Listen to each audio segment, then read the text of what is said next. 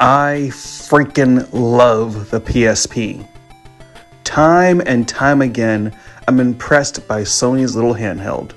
From Daxter to Patapon, I played so many amazing games on this thing. Years later, thanks to fan translators, it continues to offer me hours of fun. Today, I'm here to review one such translated game. Hey there, this is Mega Blade J, and this is my review of Shining Blade. Shining Blade is a turn-based action strategy JRPG. It was made by the Japanese studio Media Vision and was published by Sega for the Sony PSP on March of 2012. Media Vision got its start making the RPGs Time Crackers and the Wild Arms series for PS1. Since then, they've released a number of games, including Valkyria Chronicles 3 and 4, Digimon Stories Cyber Sleuth, and the Chaos Ring series on iOS and Vita. I had heard of the Shining games before, but was not aware it was one of Sega's oldest and most prolific series. Starting with Shining in the Darkness on the Genesis, the series has appeared on a number of systems such as the Game Gear, Saturn, PS2, 3, PSP, and Switch. In Shining Sword, you play as the young hero in training Rage, or Ragey as they call him. Basically, Rage was isekai'd from our world and chosen to be the wielder of the legendary weapon, the Shining Sword. Guided by the sword's spirit, Rage is destined to save this world of monsters, elves, and furries.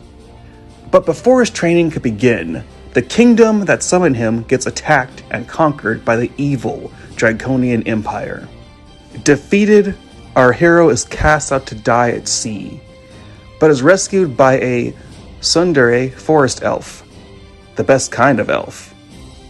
Together, they join a resistance group, with Rage swearing to defeat the Empire and rescue the kingdom's princess. Overall, I really enjoyed the story and characters. Rage can be a bit on the dumb side, but his pure-hearted single-mindedness grows on you after some time. Other characters are just as charming, and all have distinct personalities and motivations for fighting the Empire. From what I can tell, Shining Sword seems to be a direct sequel to another PSP game, Shining Hearts. It makes references to and even has guest characters from that and other previous Shining games. While I'm sure these would be a treat for long-term fans of the series, those went completely over my head as a newcomer.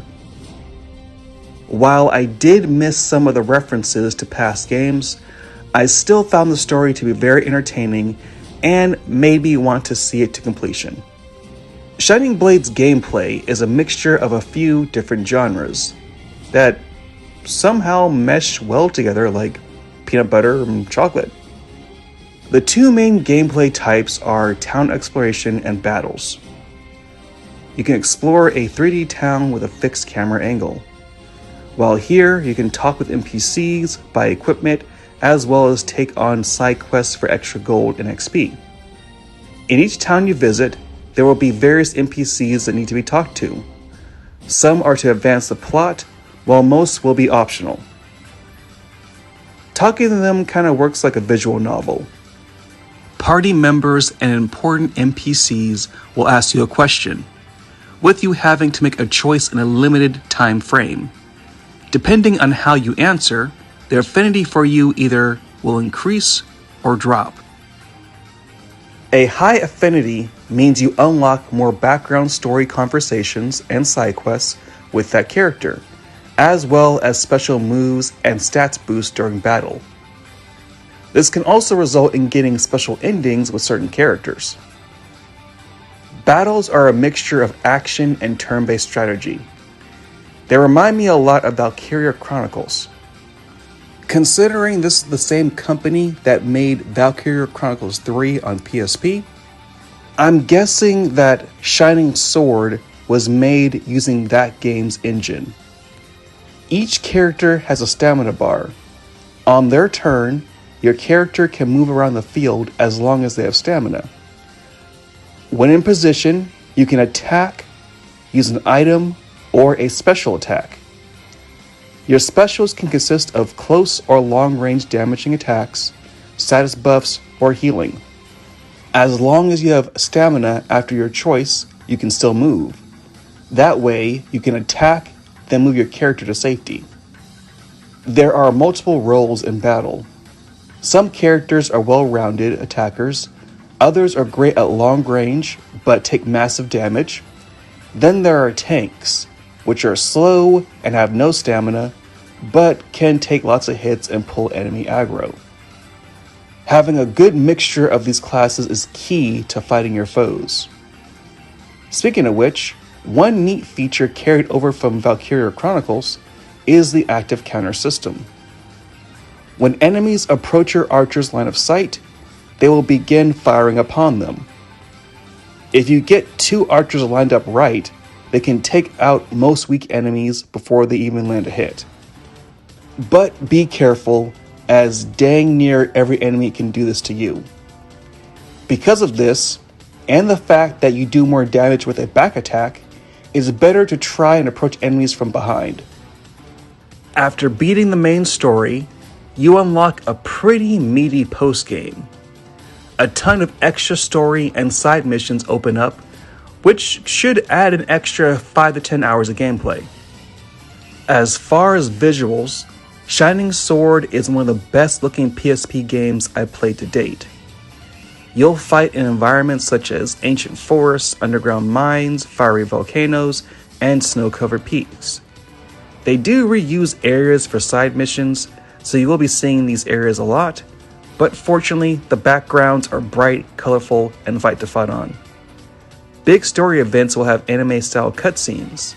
Almost every line of dialogue is fully voiced, and while I don't speak Japanese, I thought the voice acting was pretty good. 3D character models for friends and foes are well detailed and remind me of RPGs from the PS2 era. Character portraits are large and show off a variety of emotions. The character art for this game was done by Japanese artist Tony Taka. From what I can tell, they have done artwork for a number of different video games, manga, and anime. Some of their works include other Shining games, a few light novels, and a handful of 18 and up books. Hey, pays the bills. The music was also very good and had a variety of genres to listen to. Some of the standouts would be the J-pop inspired songs for the special attacks of certain characters. Now, just a warning to anyone who cares about this game was only released in Japan. As such, it was fan translated. It seems the translator relied very heavily on AI tools. I've been seeing a lot of that recently. AI seems to become more popular to use for translating games. Now, from what I understand, the main storyline was human translated, but all the side quests and side conversations were translated using AI. And, boy does it show. The AI does a good enough job to where you know what's going on most of the time. Every once in a while, you get some English or some jumbled up mess that just makes no sense or is completely irrelevant to what's going on in the conversation. Though I will admit, the randomness did make me chuckle a few times. While I would prefer the entire game be human translated, at least the main story is understandable. So, a big thank you to Cyber Akuma for translating the main story. Like I said, the game was only released in Japan. If you want a copy, they can be found online for about $15 to $30. Overall, I had a fantastic time playing Shining Blade. It took over 40 hours to beat, had fun turn-based strategy gameplay, and had interesting characters and a story that made me want to keep playing to the end. If you're a fan of games like Valkyria Chronicles, I highly recommend this game. This was my first time playing any game in the Shining series. I had a good time, and now I want to play the rest of the series. Hopefully the sequel and prequel get translated soon as well.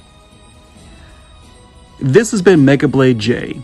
If you enjoyed the video, like and subscribe for more Let's Plays, reviews, and more of my horrible attempts to entertain you all. Thanks for watching. See you all next mission. Bye.